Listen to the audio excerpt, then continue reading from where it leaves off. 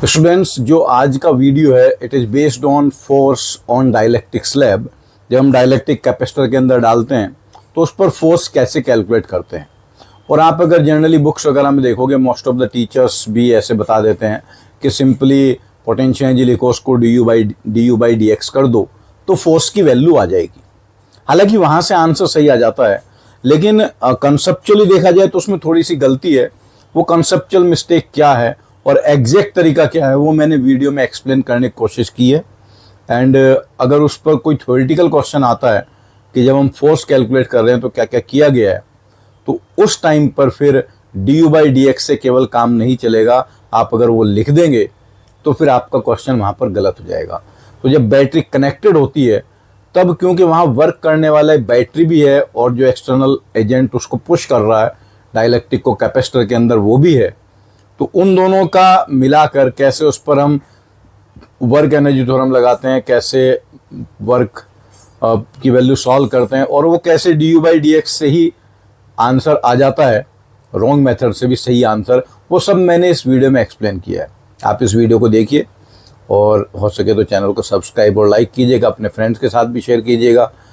And फिर आपका कोई और टॉपिक चाहिए तो भी बताइएगा। इन दिस वीक और कमिंग वीक में भी मैं इंडक्टर्स वगैरह पर भी वीडियो बनाऊंगा। अभी नेक्स्ट वीडियो आपको सिमेट्रिक सर्किट वगैरह पर मिलेंगे, so stay tune for that and watch this video. जब हम डाइलेक्ट्रिक पर फोर्स कैलकुलेट करते हैं तो बहुत सारे तरीका ऐसे भी हैं कि आंसर सही आ जाता है, लेकिन वो मेथड कंसेप्चुअली गलत है। तो देखिए, कंसेप्चुअली सही मेथड क्या है। मान लीजिए एक कैपेसिटर है और ये बैटरी से कनेक्टेड है। अगर ये V वोल्ट की बैटरी से कनेक्टेड है, इस कैपेसिटर के प्लेट्स का लेंथ L है, विड्थ W है और सेपरेशन यहाँ पर D गिवन है। अब इसके बीच में आप एक डाइलेक्ट्रिक स्लैब इंसर्ट करा रहे हो। सपोज किसी टाइम पर डाइलेक्ट्रिक का X लेंथ कैपेसिटर के अंदर इंसर्ट हो चुका है।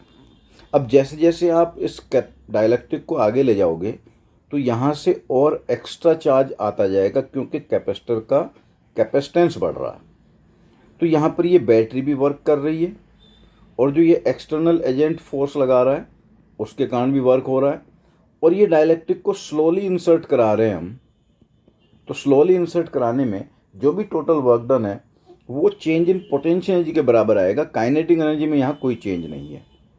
तो एक्चुअल में आप इक्वेशन लिखोगे, work done by external force plus work done by battery equals to change in potential energy या चेंज इन इलेक्ट्रोस्टैटिक एनर्जी।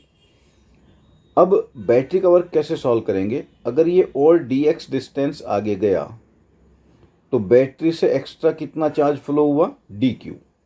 तो वर्क डन बाई बैटरी होगा v into D Q and change in potential energy वो आप लिखोगे half v square into change in capacitance dc, और यहाँ पर आ जाएगा work done by external agent that is external force into dx। dx आगे ले गए तो एक्सटर्नल फोर्स का वर्क हुआ एफ डी एक्स, बैटरी ने वर्क किया v इंटू डी क्यू, और ये हुआ चेंज इन पोटेंशियल एनर्जी, क्योंकि बैटरी पोटेंशियल तो कांस्टेंट रखेगी, तो जो भी चेंज हो रहा है वो कैपेसिटेंस में हो रहा है, राइट। अब इसके बाद हम क्या करेंगे, एफ एक्सटर्नल, इसको आप ऐसे लिख सकते हो, F external plus V D Q by D X equals to half V square D C by D X. अब डी क्यू क्या होगा, किसी भी कैपेसिटर पर चार्ज होता है Q equals to C we.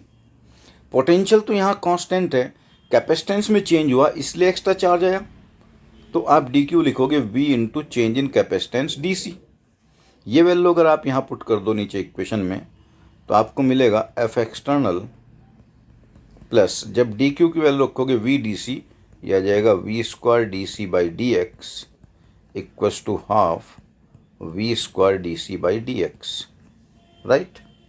अब इसके बाद ये टर्म को आप इधर लाओ राइट हैंड साइड में, तो आपको मिलेगा F external equals to minus half V square into D C by D X. Negative sign ये बता रहा है कि वो जो एक्सटर्नल फोर्स है वो बाहर की तरफ लगेगा, तो डाइलेक्ट्रिक इसको कैपेसिटर डाइलेक्ट्रिक को अंदर की तरफ खींच रहा होगा। अब वी स्क्वायर की वैल्यू पुट कर दें। मैंने फोर्स इधर लगता माना था, एक्सटर्नल मैं अंदर पुश कर रहा हूँ, लेकिन निगेटिव आ रहा है ये, इसका मतलब मुझे अपना फोर्स बाहर लगाना पड़ेगा। तो कैपेसिटर की जो प्लेट है वो डाइलेक्ट्रिक को अंदर खींच रही होंगी, तो डाइलेक्ट्रिक पर जो फोर्स लग रहा है वो लगेगा अट्रैक्टिव फोर्स। अब कैपेसिटेंस कैसे लिखा जाएगा? जब ये एक्स डिस्टेंस इंसर्ट हो गया यहाँ तक, इसका डाइलेक्ट्रिक कांस्टेंट के है, तो एक्स डिस्टेंस इंसर्ट हो चुका है, इसका डाइलेक्ट्रिक कांस्टेंट के है, इधर एयर है, तो ये दो कैपेसिटर बन गए, इसका कैपेसिटेंस C1, इसका कैपेसिटेंस C2। C1 हम कैसे लिखेंगे? C1 होगा epsilon naught K X W upon D. X W क्या हुआ? एरिया। और C2 होगा epsilon naught K L minus X W upon D. देखो आप डायग्राम में, ये जो लेंथ है ये एक्स है और इसका विड्थ प्लेट का डब्ल्यू है, तो एरिया हुआ एक्स डब्ल्यू और सेपरेशन डी आ गया। दोनों को ऐड कर दो तो नेट कैपेसिटेंस बन गया C equals to epsilon naught K X W plus epsilon naught K L minus X W by D. इसमें से ये वाला टर्म कॉमन आ जाएगा, epsilon naught W by D, और यहाँ बचेगा L plus K minus 1 into X. इसको जब डिफ्रेंशिएट करोगे x के रेस्पेक्ट में, तो D C by D X वो आ जाएगा epsilon naught W by D into K minus 1 into K minus 1। और ये वैल्यू आप इस इक्वेशन में पुट कर दो तो आपको फोर्स मिल जाएगा, एक्सटर्नल फोर्स की वैल्यू आएगी F external equals to minus half V square epsilon naught W by D into K minus 1। This is external force. और इतना ही जो कैपेसिटर लगाएगा, कैपेसिटर के कारण डाइलेक्ट्रिक पर इतना ही फोर्स पॉजिटिव हो जाएगा, half epsilon naught W V square by B into K minus 1। तो एक्चुअल कॉन्सेप्ट ये होता है कि इस प्रोसेस में बैटरी ने वर्क किया है, एक्सटर्नल फोर्स ने वर्क किया, उन्होंने पोटेंशियल को चेंज किया।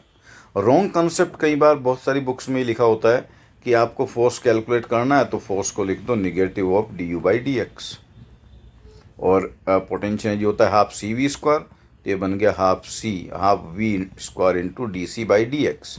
आप देखिए रॉन्ग तरीके से करने से भी मैं उसी इक्वेशन पर पहुंच गया हूं जो मैं एग्जैक्ट तरीके से सॉल्व करने से पहुंचा था। बट अगर कंसेप्चुअल क्वेश्चन आ गया कि क्या इस फोर्स को हम सिंपली चेंज इन पोटेंशियल लिख सकते हैं, तो वो नहीं लिखा जाएगा। एक्चुअली बैटरी का वर्क और एक्सटर्नल एजेंट का वर्क मिलकर चेंज इन पोटेंशियल के बराबर हुआ है। आई होप कि ये कंसेप्ट आपको समझ में आया होगा और आप इस वीडियो को ध्यान से देखिएगा और फिर खुद से सॉल्व करने की कोशिश कीजिए। और अगर कोई डाउट आता है तो आप कमेंट करके बताइएगा। नेक्स्ट किस वीडियो पर किस टॉपिक पर वीडियो चाहिए वो भी आप कमेंट करके बताइए। फिर मिलते हैं नेक्स्ट वीडियो में। चैनल को लाइक कीजिए, सब्सक्राइब कीजिए और अपने फ्रेंड्स के साथ भी शेयर कर सकते हैं। Okay, thank you very much.